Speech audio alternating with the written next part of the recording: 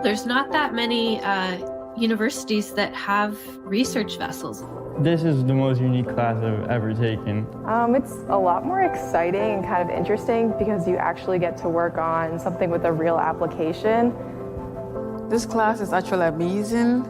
It's more focused on me and what I think, my ideas. I've taken a previous course in ocean science, and just in general, I think that it's a very fascinating field and wanted to learn more about it.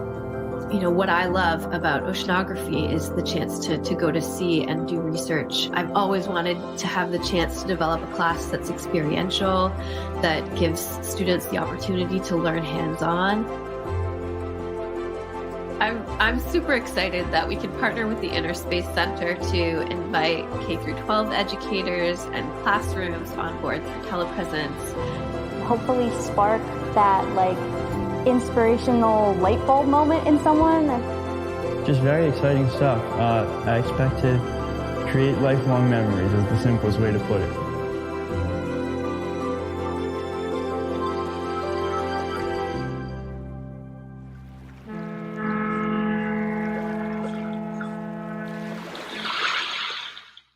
Hello, everyone, and welcome to Endeavor Live. My name is Holly Morin, and I'm the Manager of Education Outreach at the Inner Space Center at the University of Rhode Island's Graduate School of Oceanography. And I'm so excited to be your host today as we continue, the Inner Space Center continues to kick off this series of Endeavor Live broadcasts. Soon we'll be connecting live to the ship, and we're going to dive into some different ocean science topics, talk about some technologies on board, and hear about the different at-sea experiences that the scientists, technicians, educators, and those URI undergraduate students, all the individuals currently sailing on board, the different things that they are doing. The goal here, though, is to keep things super conversational. So your input, your questions are key to the success of today's program. So you can ask any questions at all at any time during this broadcast. So you can type them in to the comment box if you're watching on Facebook, or in the chat box if you're watching through YouTube. And we'll try to get to as many questions as we can today as possible. So let's actually get everybody warmed up then and get that rolling. Go ahead, say hello, and let us know where you are tuning in from. Type in the city, state, town, whatever you'd like to do. Where are you watching from today? And I'll check in with you all in a little bit. So while you're letting us know from where you're tuning in, we'll talk about how we're actually connecting to the ship. So we are using something called telepresence, and it's a remote connectivity that we've actually all gotten really good at these last couple of years. But the Inner Space Center is doing a little bit more than just having Zoom calls or Google Meets. We're really pushing the boundaries of telepresence technology. So we are connecting ships that are out at sea doing active oceanographic research and connecting participants on shore to really be active members of that deep sea exploration effort. So right now, when remotely operated vehicles, they might be diving, we can stream those video feeds in real time, and we can also have audio feeds and other data. But now we're looking ahead at the future. And could somebody actually navigate the remotely operated vehicle from shore? Might they be able to manipulate data that's coming off of it? Could they even access the manipulator arm and other sample systems from shore and pick up a sample while they're sitting somewhere on shore and the ship is at sea? So really exciting stuff.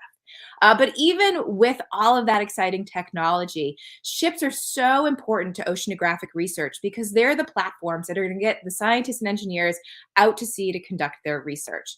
So the research vessel Endeavor, she is URI GSO's 185-foot research vessel, and she spends approximately 200 days at sea a year.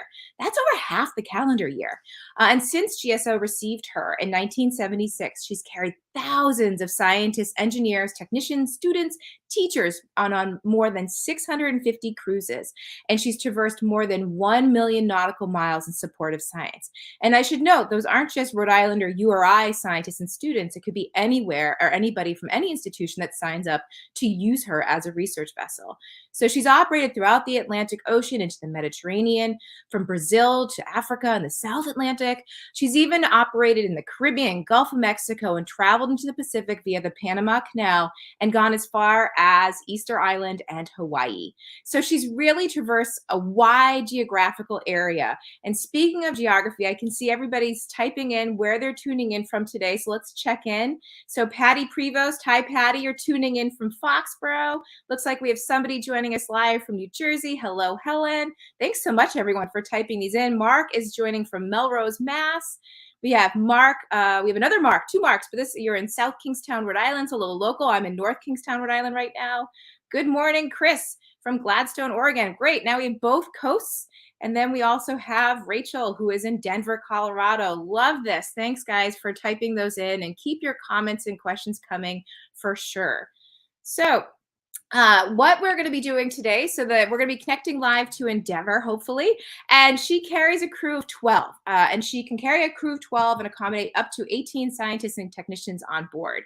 So right now she's carrying a suite of scientists, as well as 5 undergraduate students that are part of Dr. Melissa Oman's CSI Oceans Honors course. And so this is a class that explores ocean science and technology and other topics, but it really is unique in that it has this expedition requirement associated with it.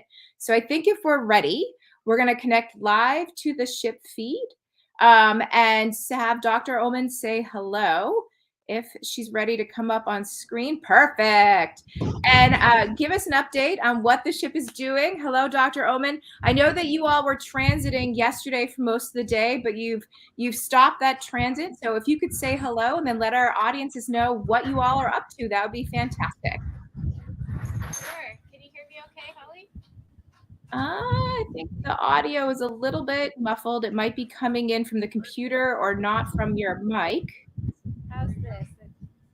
Nope, I think it's still in the settings there. They just need to check the audio for you and update it on your end. It's coming in through the computer, not through your mic. They'll switch it up. No worries. This is the beauty of live TV. You guys can see the feed there that is coming. The seas are much flatter than they were yesterday. We were showing these live streams of the water cam is what we call it. There was a distinct roll. I want to say the seas were probably a good at least 8 feet getting around there. So it's a much flatter, calmer surface that they're getting to operate from today, even though I know for those of us inshore, it's still moving a lot. So we're still working on audio there, but they are what you see behind Dr. Oman. I can speak to that. That is the CTD, or the Conductivity Temperature Depth Rosette, and that is a tool that's kind of one of the major tools in at-sea oceanographic research that a lot of scientists will use, because you can actually sample a lot of different characteristics of the water column or deploy a lot of different instruments on that one machine. Testing. Melissa, oh, beautiful! There it is. It's good. So, all right, yeah, great. You're beautiful now. So, Dr. Oman, if you want to say hello, introduce yourself, and give the audiences an update on some of the activities that have been taking place. Sure. Hi, everybody. I'm Melissa. I'm the chief scientist on board the Endeavor for this cruise, and the instructor for the CSI Oceans class. Great. So Holly was describing some stuff behind me. They're actually just preparing the CTD Rosette. 1,000 meters depth, and we're going to be getting a profile of temperature, salinity, oxygen, chlorophyll fluorescence, all kinds of other parameters. We're collecting some water, and one of the main reasons why we're putting it down right now is to look at the profile of the water to be able to decide what depth to target for our minion deployment, so our little robot that we're about to drop over the side in a couple of hours. Great. And then there was a mooring that I know that I don't know if it's actually all fully up on deck, but I know you all started real early with retrieving that mooring. Yeah, no, it's all on deck now. Yeah, so that's why we're moving into the CTD Rosette. So we have steamed a few hundred miles offshore to where this subsurface mooring was located, and we released it with an acoustic transducer. It popped up to the surface, and for most of this morning, we've actually been bringing all of the parts of that mooring on board. And so they just wrapped that up a few minutes ago, and we're moving on to the next thing. And that's what you do. You just keep cranking out and going on to the next thing, maximizing all your time while at sea. Now the mooring, I can see what you're holding there in your hand, and I'm a little spoiled in that I know what those are. So in addition to retrieving all the different instruments that are part of this mooring, the plan potentially is to put it back out, and you're going to deploy biodegradable plastic discs on the mooring line if you can. Yeah. Yeah, so one of the projects that my team of undergrads that are on the boat with us on this leg have been focused on is the problem of ocean plastics. And one of the solutions that we've been examining is using biodegradable plastics. So we have a set of plastic discs that have been prepared in advance. There, you can see the different depths that those are going to be deployed on the mooring when we put it back out. And there's two different treatments. So there's the injection molding and a pure version that we're going to be examining how these discs biodegrade in a real ocean environment. And this plastic is kind of special in that it's a type of plastic that's made by microbes and thus more easily broken down by marine microbes. And so it can biodegrade fully into carbon dioxide as opposed to break up into smaller and smaller microplastics like some petro-based materials. Great. That's awesome. Thank you, Melissa. I think this is fascinating that that the microbes can make these plastics, the biodegradable plastics, but then the opportunity now to go out and test them and have the students be part of that as well. And actually, Helen had asked a question of us if the students are on board yet. And yes, they are. They are. Yes. And I have two of them right next to me. So this would be a great time to introduce Kristen and Sophia. Yeah, so and so we're going to bring Kristen and Sophia in. So what we're going to do real quick first. So we'll change it up here. Let's let Kristen and Sophia, I think you're going to either pass the mic to them, Melissa, or if they're already wired up, let them go ahead and say hello and introduce themselves. Hi, I'm Kristen. I'm a sophomore majoring in cell molecular biology. Hi, I'm Sophia. I'm a junior and I'm majoring in film media and wildlife and conservation biology. Awesome. Thanks guys for saying hello.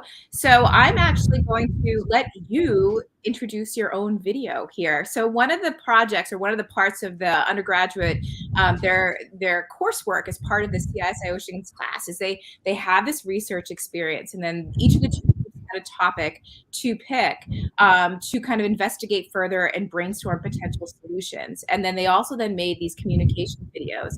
So Kristen and Sophia, why don't you tell our audiences about your project and why you picked what you picked, and then you can queue up your own video per se, and then we'll play it for everybody.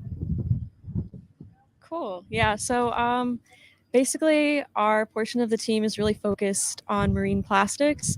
And we kind of wanted to explore something very close to campus. And one of the things that we notice on campus is the utensils that we use are plastic. They aren't biodegradable. And then we found this connection with our class through the biodegradable plastics. So we're kind of finding different ways to make utensils more environmentally friendly, possibly through a biodegradable plastic like this one. And if you want to talk about our video. Yeah, so in our video, we were kind of trying to show students in the dining hall using plastic cutlery and then how that can get in the ocean and affect a lot of animals. And then at the end, we were kind of trying to have like a happier, more lighthearted moment where the students are using biodegradable cutlery and then it gets in the ocean and it's able to biodegrade and all the animals are just happy. Great. So right before we'll let's share that video, but I want to remind our audiences, definitely think of some questions. You have two enthusiastic budding students right here that you could ask questions about on the, how was it on the ship? Or if you want to ask more about their research topic here, definitely do so. But let's bring up that video and share it with everybody because it really is quite a fantastic piece of media. Single-use plastics, such as plastic utensils that are used daily, are polluting our marine environment. Plastic that is able to make its way into the ocean has a negative impact on marine life. Many animals eat plastic thinking it's food, such as sea turtles that eat plastic bags thinking that they're jellyfish. Some turtles also have tried to eat plastic straws or forks and gotten them stuck in their noses and in their stomachs. As plastic sits in the ocean, it collects microbes, algae, and small plants, causing it also to smell like food, attracting different marine life. Many of these animals can die from starvation, and their stomachs are found filled with plastic.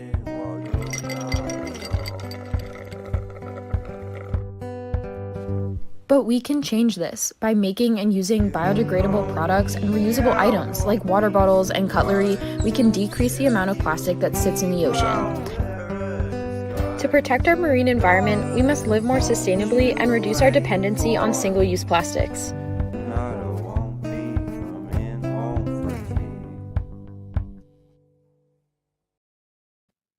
So good. And I just want to note again that was student developed, filmed, all of that great stop motion, and a nod to you guys, because the plastic debris that you incorporated in the end, some of that was from a beach cleanup you all ran, right?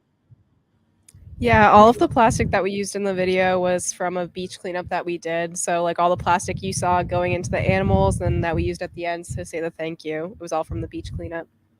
Yeah, and I want to put up this comment here. I know you guys can't necessarily see it, but I will read it for you. Patty says, with the discovery of microplastics in humans, I hope that more people pay attention to such studies as these. Great work, girls. So yes, I agree. Great work. And that video is a great way to kind of spread that message and build some more awareness.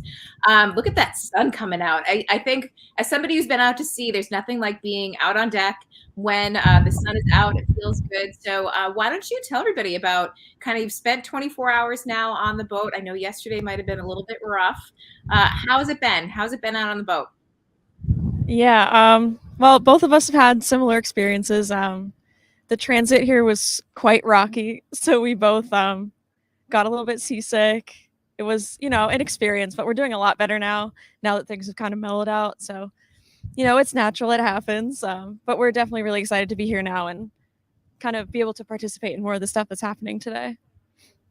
Yeah, and how was it? So why don't you tell everybody, in case they've never been out on a vessel before like this? Not many people have. Where do you sleep? Where do you eat? So we sleep kind of like down underneath the deck. We each have like little rooms, and we have a roommate in there. And then we have like a kitchen area and like a mess room where we can eat. And there are 2 chefs that make us meals that are really good. Oh. And then we also have like snack drawers and stuff too that are good. Have you guys found the ice cream chest yet? Yeah, we found it the first night we were here, but we haven't gone back for more yet because we've been seasick. Yeah, but you know what? The bonus, or the best part is that y'all weren't feeling that great yesterday, but look at you now. So this is a testament to folks that are at maybe a little bit, have some trepidation. Here's some views of the galley. This is great, showing the galley on board in Endeavor. And I know that yesterday they had a pretty great breakfast of omelets. There's the snack drawer. Everybody is well fed on board. So I always like to point out to individuals that are thinking about oceanography that if you're not perhaps a scientist by the true whatever you may think a scientist may be, or an engineer, that there's a place for you if you can cook and you can do it really well. That you can go to sea and be the chef that's out at sea on these different vessels, because eating really good food keeps everybody's morale high. And so when you can have treats or ice cream or other things, it helps too. So we do have some questions coming in, which is great. Everybody keep these questions. So Patty wants to know, is this your first excursion out at sea? Yeah, for me it is. I think for you as well, right? Yeah. I mean, I've been out on like other boats before and things like that, but this is the first kind of research cruise I've been on. So it's definitely a very different experience than any other I've had. Yeah. Yeah. And do you guys see maybe, and Sophia, for you with your media major, and Kristen with yours, is this something that you might want to try to incorporate into your future endeavors after you're done with URI? I think it would be a really good idea to do that, because I really, I'm interested in science, but also science communication. So I think opportunities like these are really great to not only conduct science, but also like give it to like the public and kind of give it access, or everyone access to these kind of things like we're doing right now. So I think it's a really great thing to be doing. Yeah, I'm actually interested in a lot of neuroscience research with disease, and there actually is one student in my lab who's studying microplastics and its effect on animals and how it's causing disease. So I feel like it's kind of interesting to tie the two fields together, and I might be interested in doing something like that in the future.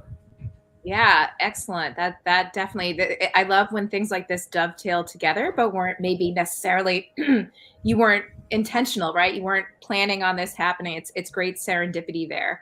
Actually, Sophia, what you were saying about science communication, Helen was asking about spreading awareness, more environmental awareness. And do you guys have any more plans for that as a part of your video, or any other ideas about how you might be able to raise awareness of ocean plastics and their impact on the environment?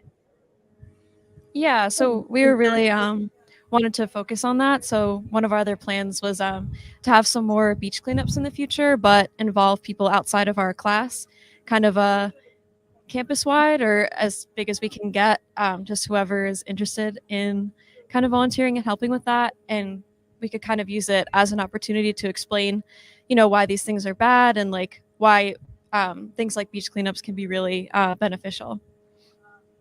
Great. That's great. And I encourage everybody, if you see a beach cleanup, they happen throughout the year, any type of coastal cleanup, to take part if you can.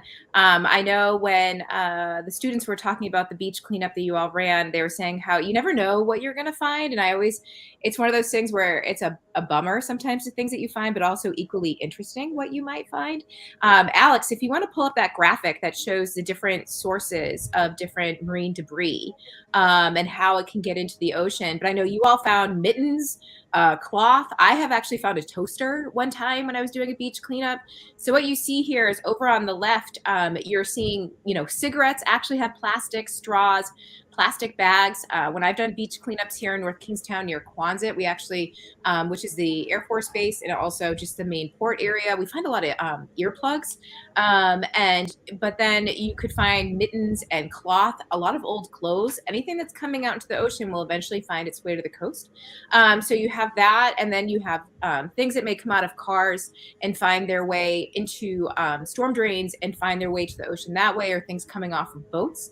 Oftentimes you'll find different traps. So in addition to animals ingesting the marine debris, they can also then become entangled in it potentially. So it really is an important issue that you all are tackling. And I know our audience appreciates it too. Mark has another question for us, which is great. Definitely keep them coming.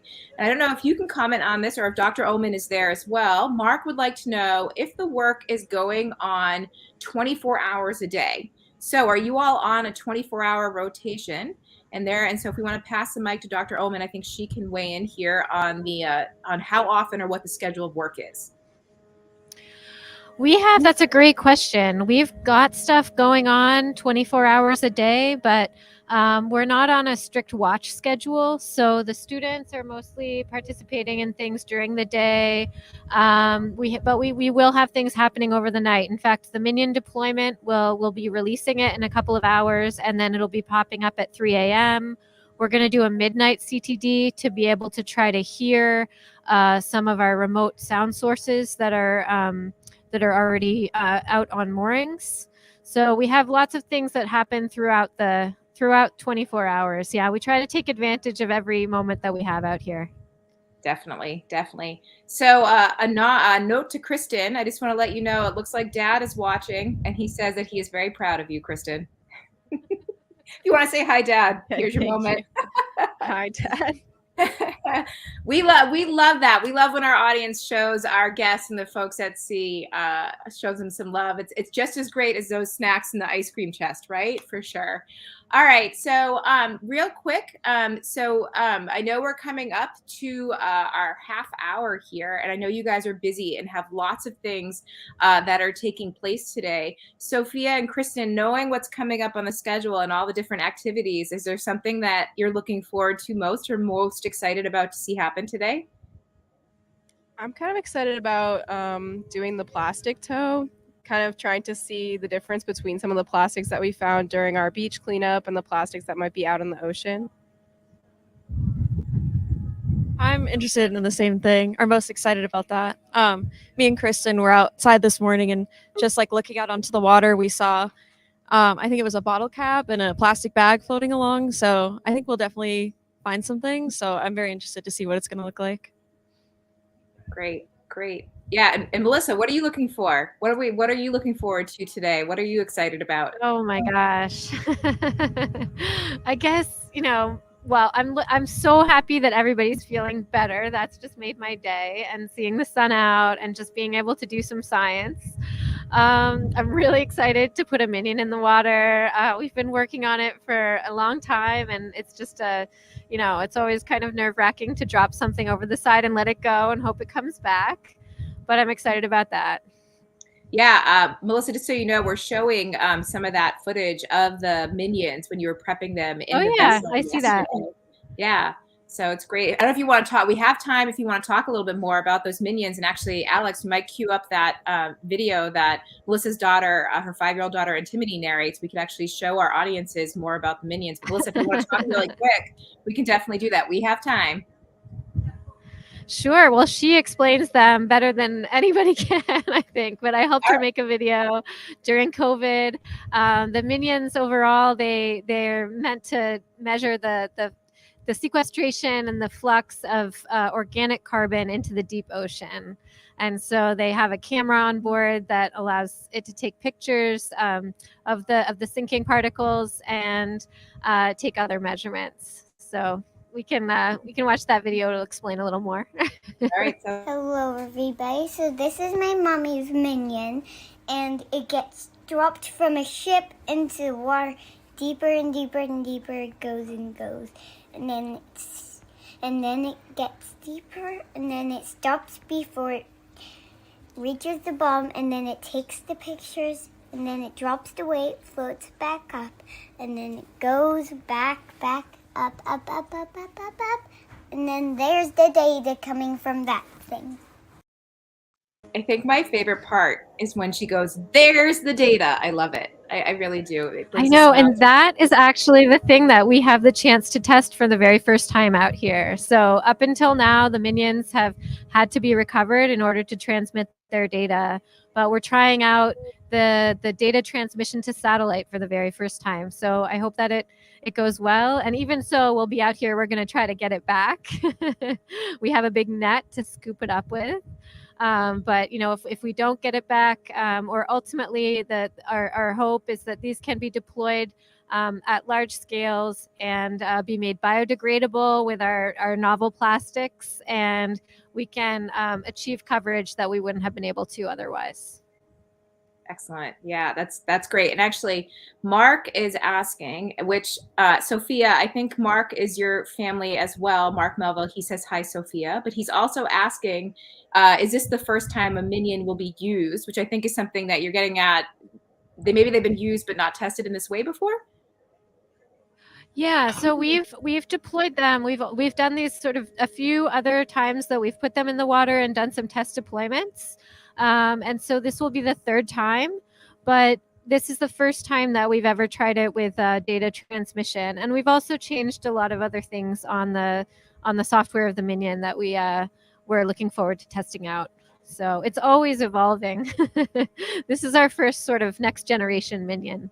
I think that is science at its best, though, right? Always evolving, and that's engineering and figuring out solutions. And sometimes things work the way you expect, and sometimes you get more questions, and you just keep trucking on through those, which is, that again, is all what science is. All righty, so we're coming up on our half hour here, and I really appreciate everybody's been a fantastic audience. Really quick, when it comes to marine debris, some other ideas to let folks know. In addition to participating in beach cleanups, there's a really great marine debris tracker app that if you go look in your app store that you could find. That is a really nice citizen science tool that if you find things along the coast, definitely mark those, and you're letting all the folks that are monitoring that and making management decisions, helping them. You're collecting more data points because they can't be on every coastline everywhere all the time. And there's actually a plastic pollution seminar that is being hosted by the Woods Hole Oceanographic Institution. It's a virtual seminar. It's going to be Wednesday, April 6th at 7:30, excuse me, April 6, 2022 at 7:30 to 8:30 in the evening on Eastern time. But definitely take a look at that. Ocean Encounters at Woods Hole. You can definitely check that out. But otherwise, yes, thank you to everybody today for being a great audience. And thank you to Dr. Oman and Sophia and Kristen on board. We really appreciate you guys taking time out of your busy day. And I'm glad that you have sunshine and flat seas. And I hope that everything else that you all are doing today continues to go well. And I'm excited for our next update at 5 p.m. tonight. See what you all have accomplished in those 5 hours. And I hope our audience will tune in again. And then we'll have another series of live broadcasts, public-facing broadcasts on Tuesday, March 29th, again at 12 p.m. and 5 p.m. And we'll see what that second group of students that will be sailing at that time are up to. But otherwise, thanks again, everybody. I hope you guys have a great day. Bye. Bye. Bye, everybody. Thanks, Holly.